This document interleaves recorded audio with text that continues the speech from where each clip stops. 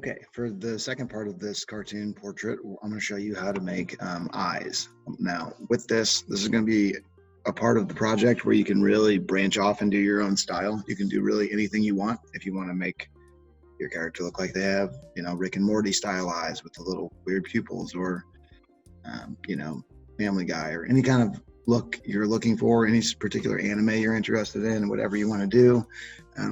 You can do that, or you can just have fun and be creative with it. I'll show you a bunch of different types of eye styles over here on the left, and then I'll show you how to copy and paste. And then I have a pretty cool cartoon style eye that I kind of came up with that is a nice version, so you can see that as well.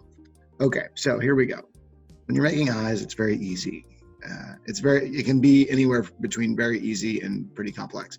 So you could do something as simple as, if you just take a circle and you make, let's make that a black fill, something like this. There is a style where this is your eyes, right? You could just use that as your eyes for your character. A little weird, but you could do that. I'll do a whole set over here. You can do anything you want, really. I'm just looking for creativity. You could also do if you just made an eye like this, let's make that white. Just a circle. I hold Alt. Oops, with my black arrow selected, I hold Alt, move it over like that, and then I can take these pupil things that I made, and before you know it, I've got. Let me just turn these to the back real quick. I've got kind of like Cookie Monster eyes, right? So you can do like a real basic eye that looks like this if you want. You can even make them all silly and weird. Right, so when you move them over here, object array, there we go. All right, so when I move them over there, I've got some eyes on my character. So it's starting to get a little bit more personality. As I go get more and more detailed, you'll see that they start to have more and more personality. With these same eyes, I could take the same exact idea here, and if you take another shape, another circle like this, and put it over the pupil, change it to white, what you get here, some of you may recognize this style. Basically what this is it's like a very minimalistic way of showing like a shine on the eye. This is why a lot of cartoon characters have this look, supposed to give the impression that there's like a wetness over the eye, so your eyelids can slide, so it makes them come alive a little bit. Looks like light is reflecting a little. You could do that. You could take these and you can maybe extend them like this. It's a different style, but perhaps if I take my eraser here and I, erase across them like this, get rid of this part here, just a different style. I've got a whole bunch of different kind of styles of eye. And you can see as I do this, it starts to get more and more personality, right? They start to look a little bit, the character starts to come to life a little bit. I'll leave this one over here for now. It doesn't have to just be regular eyes like this. You can use a paintbrush if you want, and you can really, let's change the stroke here. You can really get in there and paint in the eye, depending on what you're going for. This, if you're gonna do this, I wouldn't recommend it exactly. There are ways to do it, and I'm just gonna go really fast. If you make like a Tasmanian devil type of eye here, if you're gonna do that, you have to copy it, hold Alt, and go Object, Transform, Reflect. I'm not going to actually draw it all in. I'm just going to show you kind of a way to do that. See, when you do something like this, the only issue is that you're going to have to get in there and color in the negative face. But I mean, you can make something that's more, depending on what character you're kind of do. You can do any kind of expression that you want. You can do really anything that you'd like. It doesn't even have to be these kind of eyes. You could do something like if you wanted to make like a circle, make it black, and then use your eraser. If you can figure out what I'm doing here. I take my eraser and pop little holes in this circle like this. Maybe you want to make something that looks a little bit more like. Alt, copy it. I'm gonna drag these over here. Again, this is just a circle with some eraser marks, like a voodoo doll or something, or like Coraline style. Do something like that as well. All right, so there's just infinite possibilities, and I'd like you to just play around and make whatever you want. But now what I'm going to do is I'm going to show you how to make a particular style of eye that I prefer, or not that I prefer, that I really like to make for this project. And I'm going to show you how to use a new tool. Okay, so what I'd like for you to do, if you want to work along with me, I'm going to make this kind of cool cartoon eye. The way you do it is we're going to set our fill color to white, and I'm going to take this oval here. or I'm going to make an ellipse, and I'm just going to make a long kind of ellipse like that. I'll zoom in so you can see. Now the key here is we want to take this.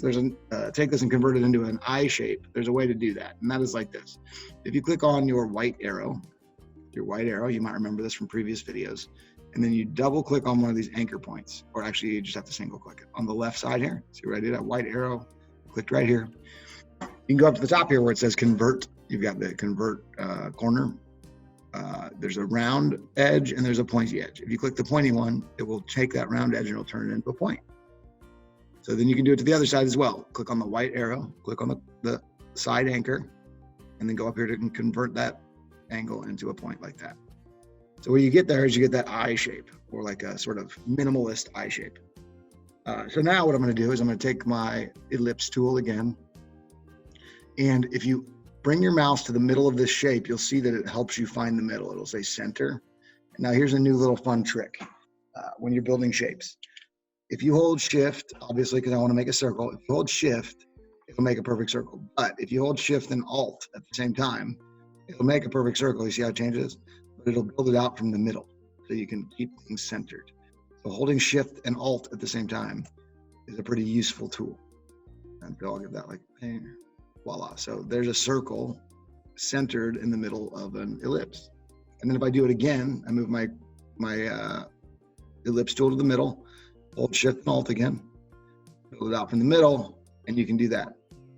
So now basically what I have here is like a pretty traditional symbol for an eyeball, right? So there are things that I can do to this eyeball to make it really cool. One is this. If I take my pupil here, that's the little black part in the middle, we're gonna turn that black like that. You can take this area behind it here. This is called the iris. This is where you're gonna have all the color in your eye. My eyes are blue, so I'll pick blue like that.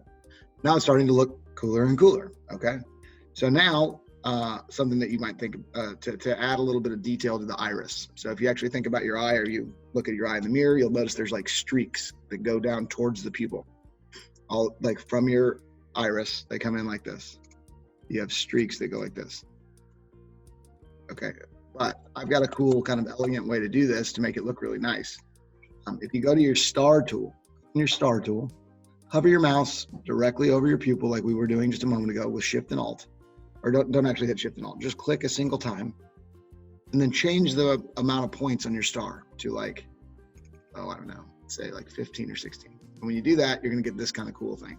Now that doesn't look great yet, but it's going to. What you can do here and make your eye look really neat is, if you hit select it with your selection tool, you can click on the corner and hold shift and alt, and you can resize it so the star fits in the circle a little bit better. Check this out. All right, if I take off the stroke, like so, and then now I've got this star shape right here. You see it in there?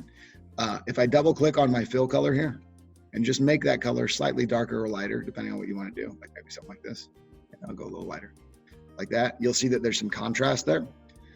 And now what I want to do is I want to push this back behind my pupil. So I want this to be sitting between the pupil and the iris part. So what you do is if you hit Control inside bracket, it'll push it back one. Another way to do that, instead of hitting Control inside bracket, is if you go to Object, Arrange, Send Backward. It'll not send it all the way to the back, it'll just send it behind the previous thing that you did. So you can click like this, and voila. So now it's starting to give it a little bit of light, okay? So now you might recall from the thing I was talking about earlier, about 2 minutes ago, when I was talking about the light glint on the eye that cartoonists will do sometimes. If you do that now that you have something that looks, semi-realistic or that's looking a little bit more detailed, it'll have a really cool effect. So if I click on, if I go change my fill to white again, and then go back to my oval tool, my ellipse tool, what you can do is you can create that same look like this. If you make like a little circle like that. And I found that these light glints are more effective when they overlap two particular parts of the eye. So like if it's over the pupil and the iris, or if it's like over the cornea and the iris like this. What it'll do, if you do it like that and you zoom out a little bit, it'll give it the impression that there's like a glassy vibe to it, like an overlay. So anyway, that was a neat way to do that. I like this style. You don't have to do this style. It's kind of a simple shape way to create a relatively detailed eye. And then remember, we're always holding shift when we're resizing. You can hold alt and you can move it over like that. Now I've got 2 eyes. I can click and drag over both of these items, make sure everything is being selected. You can move that over to your face. And when you place them on the face, you want to put them in the exact center. And they're obviously way too big or too spaced out right now, but watch. If I hold Alt and Shift while I resize them like that, they will resize together. I can just select one eye and move it over, and then the other and move it over as well. Now, when you're first putting your eyes on your face here, you want to get them in the middle of your head. You have a tendency to put them up here like this.